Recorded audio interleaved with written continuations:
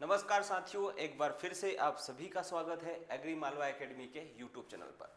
प्यारे दोस्तों, agriculture extension officer की जो विशेष भर्ती है दिव्यांग कोटे से, उसके बारे में बात करते हैं। क्योंकि इंटरव्यू डेट्स आ चुके हैं, डॉक्यूमेंट्स वेरीफाई होंगे और फिर वहां पर सभी स्टूडेंट्स की जिन्होंने अप्लाई किया है, जो उसके लिए योग्य है, उन्हें वहां पर ज्वाइनिंग मिल जाएगी।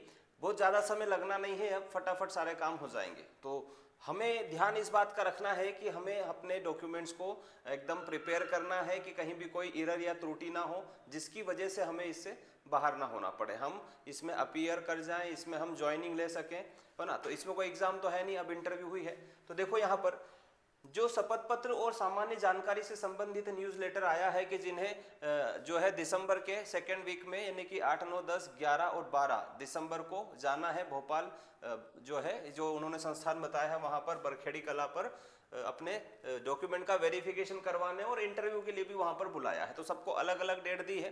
तो वो जो इंटरव्यू के लिए जो डॉक्यूमेंट की एक लिस्ट है वह क्या है, वह पढ़ लेते हैं, और शपथ पत्र में क्या है ये सारी चीजें पढ़ लेते हैं ना। तो कुछ इस प्रकार से एक जो है पीडीएफ है वेबसाइट पर डला हुआ, है ना, तो उसको देख लेते हैं। उसके पहले हम एक बार देखते हैं क्या कि कौन कौन सी वैकेंसी यहाँ पर थी और उनकी संख्या कितनी थी।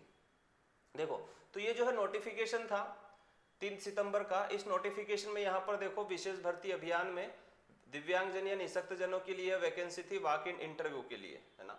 तो यहाँ पर टोटल वैकेंसीज थी कितनी, 313। इसमें से कुछ सीट जो है यहाँ से माइनस हुई थी, है ना। किस में से, एलडी में से 66 में से यहाँ पर बची है कितनी, 37 सीटें, है ना। तो इन सीटों पे होना है क्या अब इंटरव्यू।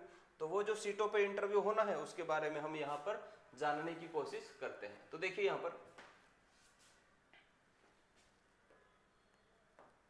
ये जो है परिशिष्ट 1 है और जो दूसरी परिशिष्ट है वह शपथ पत्र के लिए है। तो यहाँ पर आपको अपना स्टूडेंट का नेम लिखना है, जो भी नेम है, ठीक है। आवेदन क्रमांक जो एप्लीकेशन नंबर है वह लिखना है, वह 17 से या फिर 18 से जो भी है शुरू हो सकता है ना। स्टार्टिंग में ये जो पोस्ट है कृषि विस्तार अधिकारी के लिए है ना। इसमें जो है असिस्टेंट ग्रेड 3 के लिए अभी नया नहीं आया है, वो अलग लेटर है। यह जो है कृषि विस्तार अधिकारी के लिए है। अपने मोबाइल नंबर यहाँ पर लिखना है। आपकी जो कैटेगरी है OBC, UR, SC, ST, EWS जो भी है वो यहाँ पर मेंशन करनी है।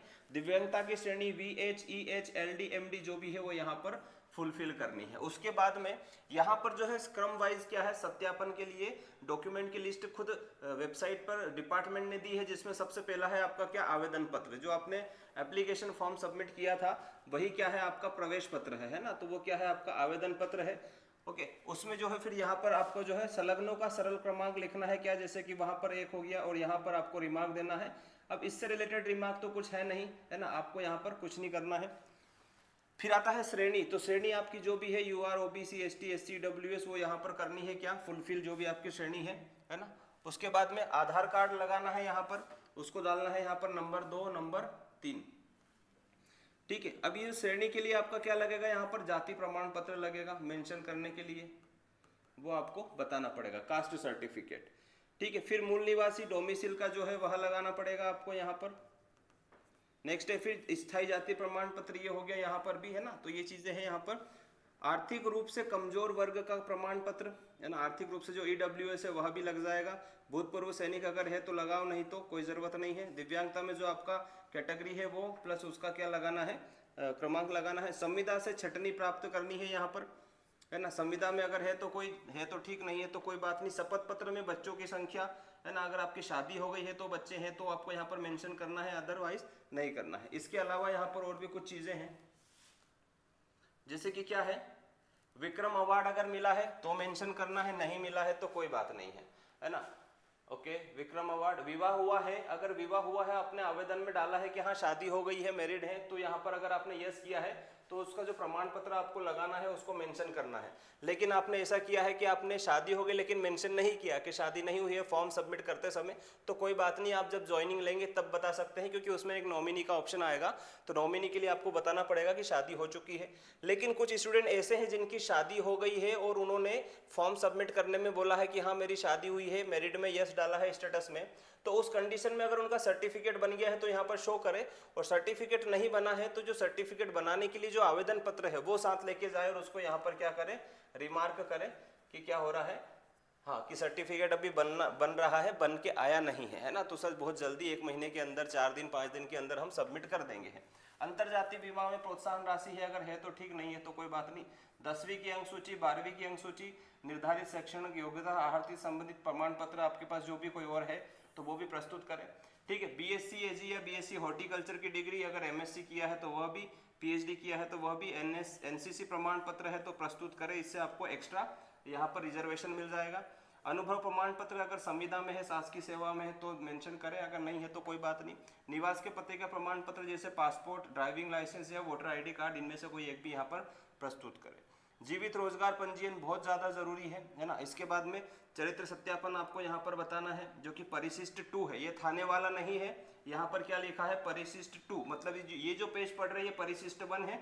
इसके बाद वाला जो पेज है, चरित्र सत्यापन की प्रत्याशा में अनिवार्य शपथ पत्र की मूल प्रति बोला है ना, तो मूल प्रति करवा ले आप, उसको परफेक्ट बना ले, उसकी फोटोकॉपी भी रखें।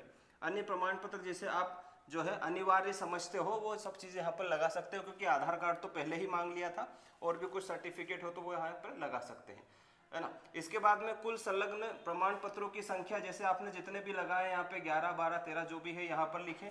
अभ्यर्थी का नाम, यहाँ पर आप अपना नाम लिखें और यहाँ पर आप साइन करें। ठीक है, ये हो गया पहला परिशिष्ट कंप्लीट। इसमें कोई भी डाउट है तो आप कमेंट करके पूछ सकते हैं, या फिर मैं आपको अभी अपना व्हाट्सअप नंबर शेयर करूंगा इंस्टीट्यूट का, उस पर भी आप पूछ सकते हैं।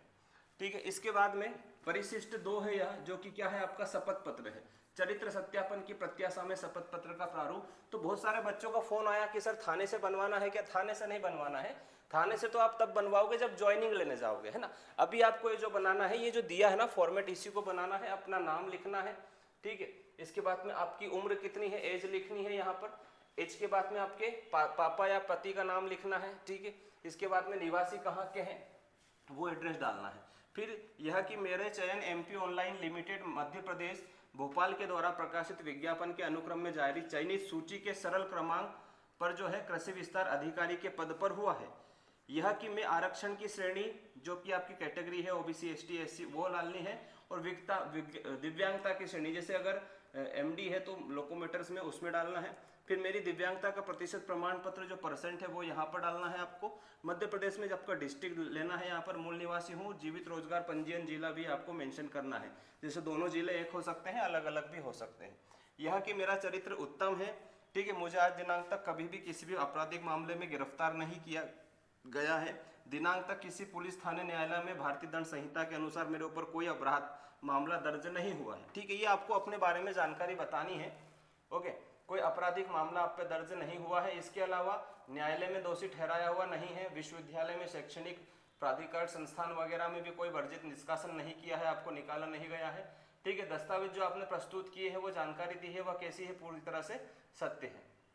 ठीक है, यह कि जो मेरे द्वारा जो चीजें प्रस्तुत की गई है अगर वो किसी प्रकार से असत्य होती है तो उस पर आप मेरे ऊपर कार्रवाई कर सकते हैं, और उसके लिए मैं जो है स्वीकार होगी सारी चीजें। ये सब शपथ पत्र के अंतर्गत है। आपका चरित्र सत्यापन जो है यहाँ पर किया है, अगर उसमें किसी प्रकार की रिपोर्ट बाद में मुझे मिलती है शासकीय सेवाओं में किसी प्रकार की, तो वो जो है आपकी निरस्ता जो है आपकी जो उम्मीदवारिता है समाप्त कर दी जाएगी, उसके लिए आप उत्तरदायी होंगे। फिर लास्ट में है मेरे द्वारा यह पद की भर्ती परीक्षा हेतु जारी परीक्षा संचालन भर्ती नियम पुस्तिका में दिशा निर्देशों के समस्त बिंदु पूर्ण पालन किया गया है, और किसी भी प्रकार की उल्लंघन की स्थिति बनती है तो किसी भी स्तर पर विभाग अध्यक्ष नियुक्तिकर्ता उनके द्वारा प्राधिकृत अधिकारी द्वारा मेरी नियुक्ति निरस्त की जा सकती है, अगर ये सारी चीजें असत्य या झूठी पाई जाती है ना।